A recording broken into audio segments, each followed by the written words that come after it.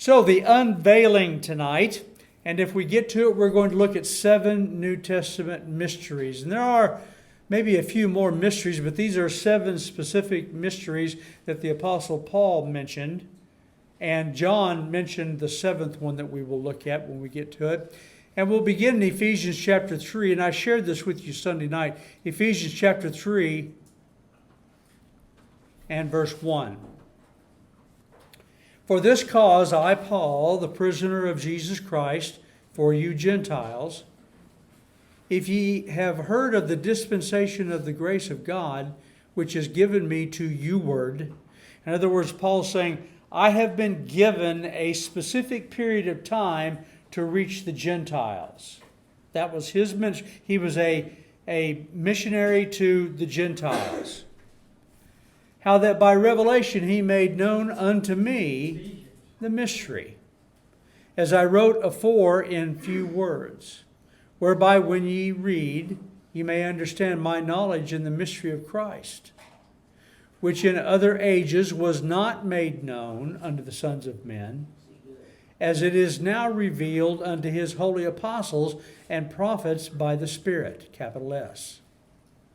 That the Gentiles should be, here's the mystery, that the Gentiles should be fellow heirs and of the same body and partakers of his promise in Christ by the gospel. Wherefore, I am made a minister, according to the gift of the grace of God, given unto me by the effectual working of his power. So this mystery has now been unveiled. How are the Jews going to be saved? Well, they're going to be saved by the blood of Jesus. How are the Gentiles going to be saved? Same way. They're going to be brought in as fellow heirs with the Jewish people. Before we get to those mysteries, though, we're going to talk about some headlines, and I want to share some current trends with you that are going on in the world. And these are fascinating. So, one little tidbit, and I heard this back in August. Pope Francis had sent it out to all the Catholics worldwide that all the funds were to go to the Catholic Bank.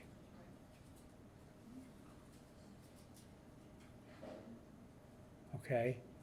Now you just extrapolate what that means. To me, the obvious thing is it means that Pope Francis, one of the elites of the world, it's like the King of France and all the rest of them, he knows something's coming down. He knows something is about to happen with money. And then there are the implications of the deglobalization that we're seeing taking place. Reshoring, sometimes you hear it called. We're figuring out that we've got to start making this stuff here, and we can't depend upon China. Just a little tidbit that I'll share with you. We rag on China, but I've talked with businessmen and heard from businessmen in business. That's what they do. And they have said that if you give the specifications to the Chinese and hold their feet to the fire, that they build it according to the specifications, they do just as good as Americans in building stuff. Just as good. You have to make them do it. Otherwise, they'll cut corners and cheat. No. Now, here's the tidbit. Since I had ankle surgeries and my doctor put me on to wearing boots that keep my ankles from moving, that's been one of the 2 or 3 game changers for me. I wear boots. I've actually got about a dozen pair of boots. I'm looking for the perfect pair of boots. At least that's what I tell Judy. And so I've got a pair of boots. It was probably the first pair of boots I ever bought, and I hadn't had surgery yet.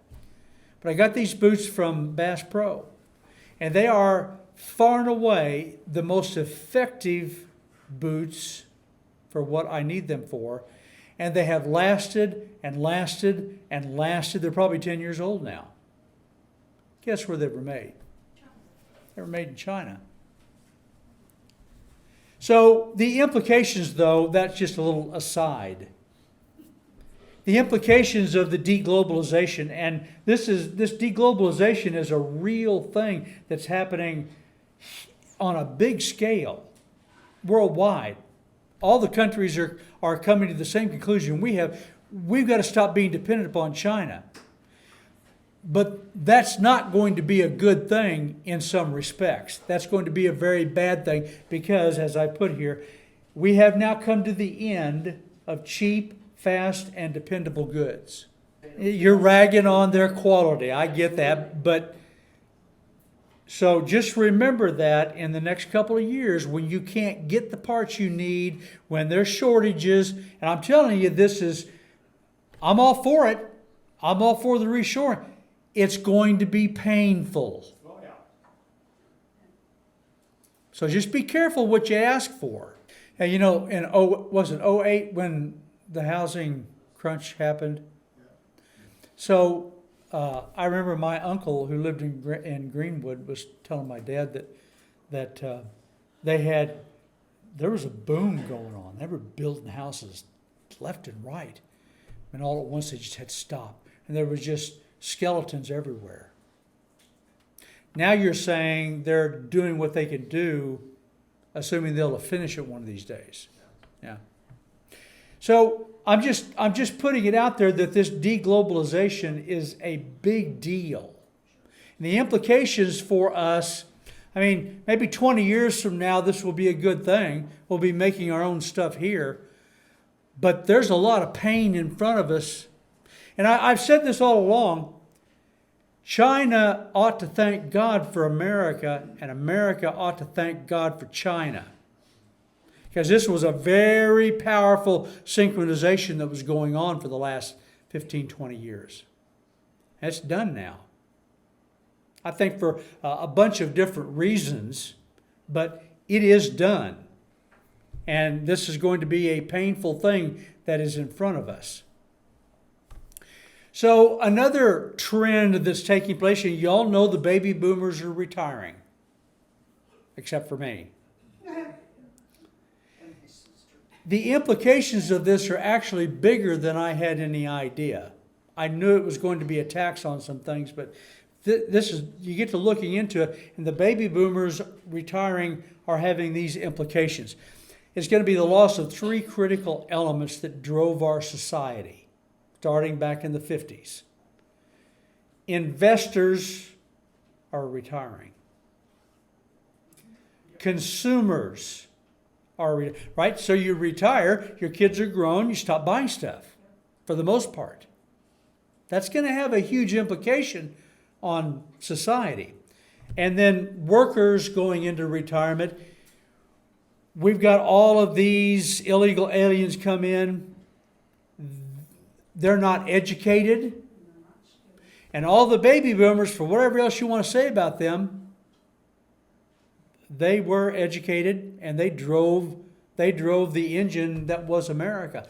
That's coming to a close. I have not even fully fathomed all the implications of this. But it's going to mean more pain for America. I put this to you because these trends are unusually large, extensive trends that are coming upon us. And I'm not trying to scare anybody at all. I'm just saying, when you go to the store and you buy a can of beans, you should buy two. Yeah. So here's a very interesting trend that I did not know. This is showing the population projection for China. So there's about 1.4 billion Chinese. That's been going up. This tracks it from the 1950 up to 2102. Look where that's going. China is going to be back down to about 800 million people. Now, you'll have to think about that and think about the implications of that. This is another factor in the deglobalization is taking place. China is not going to be the workhorse it has been. China has been the workhorse that made all the stuff we bought off of Amazon. And Walmart. That's done now. And for the reason that I've already mentioned, and this trend that's going to begin to take place. See, they had the two-child policy that the communists brought in. You can only have 2 children. If you have more, we're going to penalize you. Then they got to a one-child policy. And that child better be a boy, because if it's a girl, you ought to kill it. And that's what they did. There you go. All the countries of the world, I think with the exception of 1 or 2 places, and America is right in there with it. We've talked about this a few times. We have not been having enough babies to repopulate the country for the people that are dying. We've been going backwards, and we're just on the cusp of that trend, and the other nations of the world as well. China's the worst because of what they've done. So I'm not drawing any conclusions here. I'm just saying this is a trend that I think you're going to want to know about. And China's having the same problem we are with the older people, the baby boomers retiring. They're having the same problem we are. I did not know that. So there's a shortage of teachers. There's a shortage of nurses. What could I name that there's not a shortage of? Police officers. Seems like the only thing we don't have a shortage of is politicians.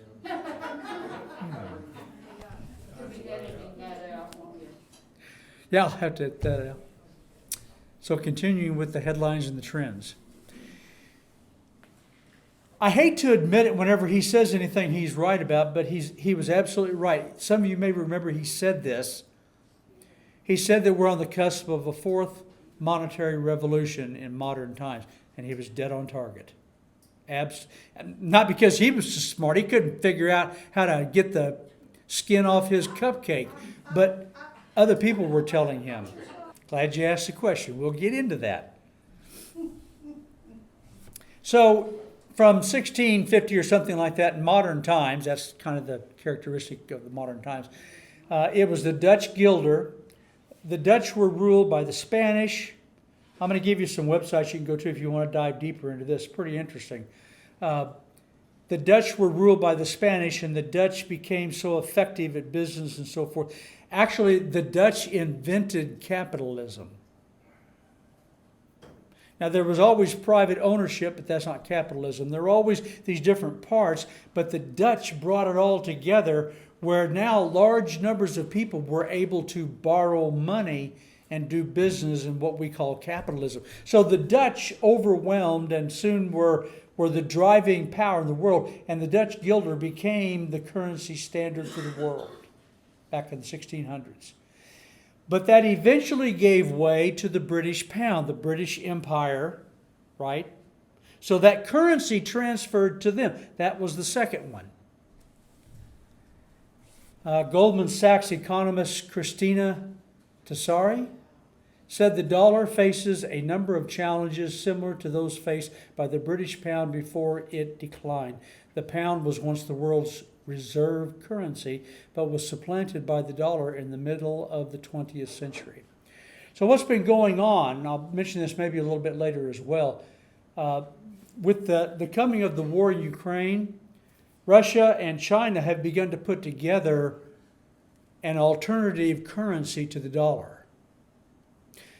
They're not going to do away with the dollar. The dollar is still going to be around 20 years from now as one of the major currencies. Near as I can figure the information from the experts that know about this. But we're now going to have a competing world currency. So there's going to be the dollar, and there's going to be the Chinese, and there's going to be the Russian. They're putting together a combined thing. This is all underway. I don't know how it's going to be effective with the Chinese. I believe are going to be going backwards in many ways. But who knows how the future is going to play out. So here's the cycle. Every time this world currency transfers over, and we're now ready for the 4th one, the Great Reset. Okay, so it starts off with this new world order, this transfer, this changeover. Peace, prosperity over on the left side there, and productivity. Debt grows as well, but that's a good thing for the engine. The debt bubble and the big wealth gap begins to form. In other words, it gets too big. And then over on the declining side on the right, the debt bust, an economic downturn, and then the nation's the dollar right now. They're print. So because we are the currency of the world, we don't just print dollars for America, we print dollars for the world. When somebody in another country wants to invest in America and they want dollars, we have to have printed dollars for them too. I did not know that. It's not just America. And so we're printing in such a way, and this is what happens when these transfers take place, these currency rollovers to a new one.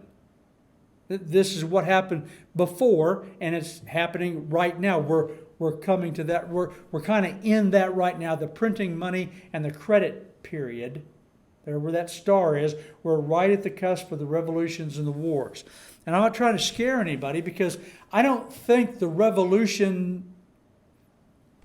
So we're already engaged in a civil war in America. And I don't foresee that it's going to become a shooting civil war like the Civil War that we think of. But we are engaged in low-intensity conflict right now, all over the place.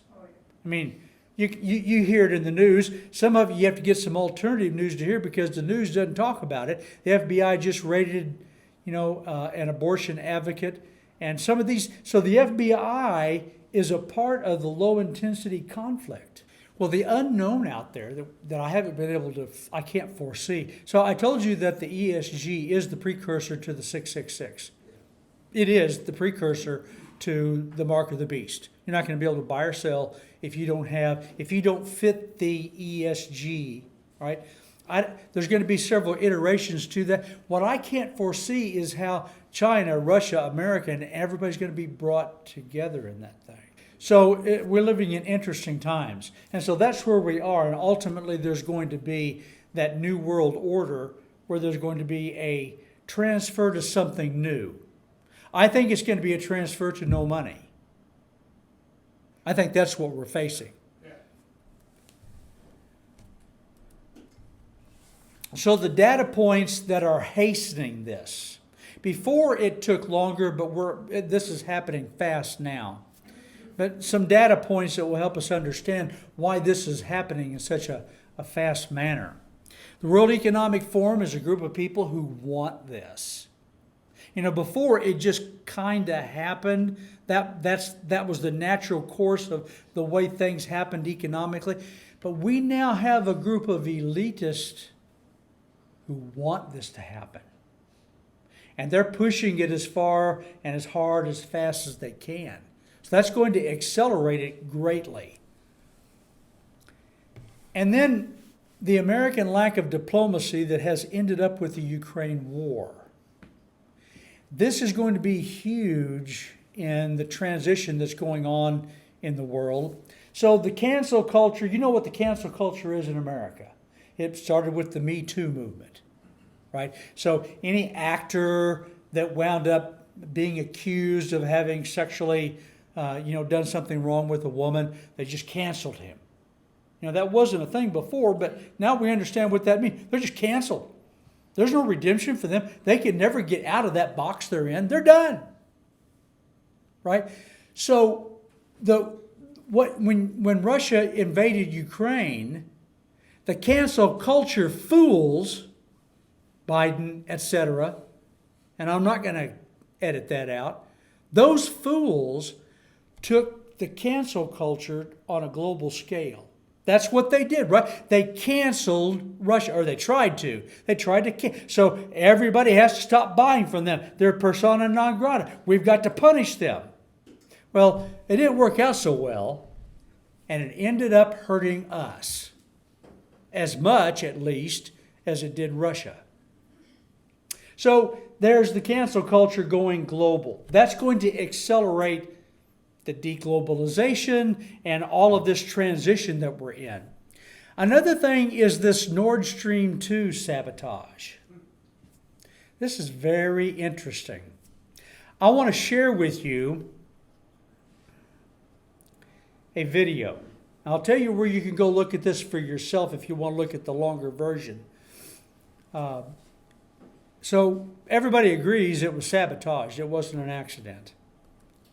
Folks. Okay, so Okay, let me set this up a little bit better. So this is a guy who I follow, and his handle is Monkey Works. Monkey, WERX, Monkey Works. He's ex-military, and he knows how to go to places and see things that most people don't know they can see that. In this case, it's all the airplanes of the world. You can see where all the airplanes are. And in this particular case, it's all the military airplanes. I didn't even know you could do that. But you can see all the military airplanes.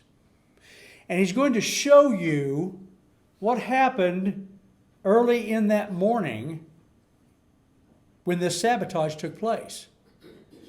And he's going to show you one of our military planes. It was a submarine killer airplane. Okay, think about what that means. It was a submarine killer, and it had its designated ID was one of those. So every airplane in the world has a designation. And anybody that looks at that, they can see that number and know who that plane is, where it came from, the background, and where it's been. But if you know how to do it, like the CIA, our military, then you can give it a designation that's just XXX. You see nothing. Can't track it, don't know where it came from, nothing. You can still see it as it flies in real time, but you don't know anything about it, okay? So that's CIA and our military. He's going to show you, well, I'll just let you see it. on, folks. Okay, so I'm going to talk to it as it's coming inbound. You can see it start to deviate. Right now, it's almost directly over the Nord Stream 2 pipeline, but it comes on across. Notice this KC-135 comes in and it goes into the air refueling together, right? That marshalling pattern. So now they're flying around, they're doing an air refuel hookup. This guy's getting some juice as he just keeps buzzing around for a minute. They're at an altitude of about 25,000 feet, okay? And then as it goes in, so they're at 24,600, I think, something like that. Right, now the time is, you're getting up to about 4:30 a.m., I think it is, or coming into about 4:30 a.m. as it starts to enter over the Nord Stream area, okay? So now they've got fuel, and you can see his directional heading is about to start changing, and he's gonna bug out, and he's gonna hook a right, and they separate. And so the air refueler starts to bug back to its home base, and then this thing comes in over the Nord Stream and starts to descend in altitude down to about 10,800 feet, and there it is doing the little loop, and then it starts to do some little jiggy line stuff. Okay, altitude is starting to change again. Now let's get down into the weeds of this, and you can see this is around 4:30 a.m. as it actually 7 a.m. as it's bugging out, but in the window of around 2:30 to 4:30 a.m. on the day of the detonation. Remember, they woke up and they said, overnight, somebody took out the Nord Stream 2, and we believe it's sabotage. Here you have what we believe is a P-8 Poseidon, which is a Navy sub hunter, but it also is a comms vehicle for subs. Now, I'm not a Navy guy, and I would love to hear from one of our Poseidon experts out there. I know we've got them that are watchers. If you can tell me, I don't know if that altitude allows them to drop that boom or whatever it may be, how they communicate. The P-8 Poseidon's a little more advanced than the P-3. Maybe it doesn't need to drop something in the water to comms with a sub. But nonetheless, it flew over that area at the wee hours of the morning before everybody woke up and saw this incident and bugged out of the area as an NA massed aircraft. It is U.S. military aircraft. And so there you have it. I like it. So you see right above the plane, those AAAA at marks. That's the designation. So this plane was not wanting to be known by anybody. It's military or CIA, it's probably military. And it comes in, and instead of landing and picking up fuel, it gets fuel up where nobody knows what's going on. It spends its time right over where the Nord Stream 2 was sabotaged. Now, I don't know that we did it, but I can tell you this. Russia wants to sell oil. They don't want that stopped. They want to sell gas. They don't want that stopped. That's their lifeblood right now. Russia didn't do it. We did this. We don't know what this is. A sub-hunter spent time circling over it at about the time it happened. You go figure out what it was. You draw your own conclusions. Something was going on, and we were the ones that were involved in doing it. Now, in addition to that, there's the Israeli gas deal. Israel had found gas, natural gas offshore. And Lebanon didn't care about that until they found gas. When they found gas, then they said, that's ours. And Hezbollah said to Israel for the last year or two, if you go get that oil, we're going to go get that gas, we're going to blow it up and we're going to attack you. They've been blustering that for a couple of years now. They just did the deal. That's what she told us about. This is huge. They did a deal with Germany and France, I think it was, or maybe all of EU, but it was certainly Germany, and I think it was France. They did a deal to buy gas from Israel. This deal was done just in the last day or two. Israel has signed or are about to sign a deal with Lebanon that they're going to share this gas. So that means there's going to be peace, and Lebanon and Israel are going to be able to sell this gas to the EU. Now that that's all been done, the gas line's been blown up. What? No, we did it. We did it because we got this deal done so that the EU would be able to survive the winter, perhaps. Russia has it hurts Russia. It would not help Russia. And it helps us because we think we're punishing Russia, and we got this deal with Israel. All these things are falling into line in time. Things happen for reasons. Okay, so another data point. The logistical consequences of the war. We could have avoided this war if in previous administrations they were able to do diplomacy that kept us from having war. And by the way, this sabotage, this is an act of war. We are at war with Russia.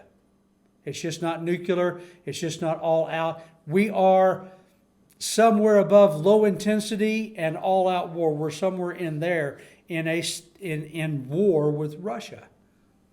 And it's because we canceled them. We don't like them. We're going to cancel them. In previous generations, in previous administrations, we would have done diplomacy. And there are many things that could have been done to reassure Russia that they did not need to have the buffer zone of Ukraine. But no, we didn't just not do diplomacy. We shoved a stick in Russia's eye. We said in December before the war broke out. No, November before the war broke out. Ukraine was talking about, we're going to join NATO. There was no reason to do that. And we get to talking about the corruption in Ukraine. We'll be here for the rest of the night, which is almost 8 o'clock now. So the logistical consequences of the war will end with this. This is huge. So what have we been doing since the war broke out? We've been shipping money and missiles like we can't do enough of it to get it to Ukraine, right? Ukraine doesn't have anything to fight with. So America is sending all of our missiles and bullets. The Rand Corporation just came out with this not too long ago. If we had to go head-to-head with China in the Indo-Pacific over Taiwan, and we are, in all likelihood we are, and probably before the next general election, because China knows they need to do it before a crazy man like Trump gets in there that would scare them. If we had to go head-to-head with China in the Indo-Pacific over Taiwan, we currently have only 1 week's supply of guided or smart missiles, whatever you want to call them. Why? Because we sent them all to Ukraine. And here's the kicker. It takes like 10 years to ramp up a supply chain of factories making these. So the number of ways we've shot ourselves in the foot, I hope not the head, is astounding. So when we think about all of our missiles being depleted, we think about our oil depleted. You mean the reserve? Yeah, the reserve. Thank you. Yes, the reserve. So why do you have a reserve? In case of something unexpected happening, like hurricane, war, right? That's the prepper mentality. It's biblical. The wise man foreseeth the evil and hideth himself, Proverbs says. So, our current energy policies feeding into all of this, I don't even know what level stupid to call that. Well, I mean, could you call it stupid or could you call Evil. Could you call it just neglect? Because they don't care. No, this is intentional. Yeah. They don't This care. is intentional. Yeah. This is that group of elitists that I'm talking about that want this turnover to take place. That's what's never happened before. We've got these elitists who, oh man, they can't wait. This is good. It's going to be glad. So let me leave you with this. America, I don't think, is going to go away. The dollar is not going to go away. We're far bigger than that. I mean, you haven't got any perspective to really understand how powerful we are as a nation. I mean, it's incredible. There's no other nation even close to it. You combine Russia and China, and there's still neither one close to us in horsepower. Okay, so we're not going away, but we're descending. And they're ascending. And at some point, they're going to become on par, and we're going to have these competing world powers. So I think we're going to survive the starvation that's coming to places like Africa. You need to get ready.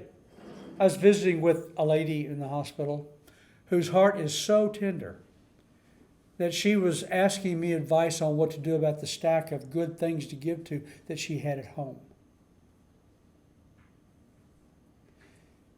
And I told her, okay, you need to pick one or two that you can trust, because there is going to be more good out there to do than you have dollars for.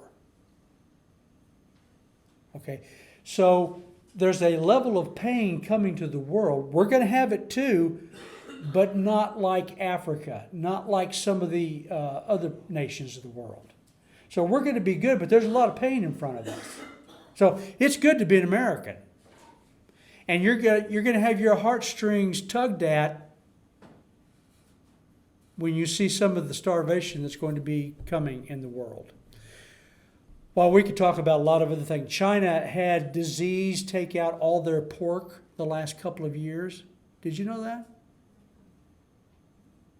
And a whole bunch of other little tidbits like that tell me that China is really precarious. Yeah, Yep. And we're only 1 inch better than that. And we're on the way to some of the same things. So we'll have to stop there. We'll pick it up next week.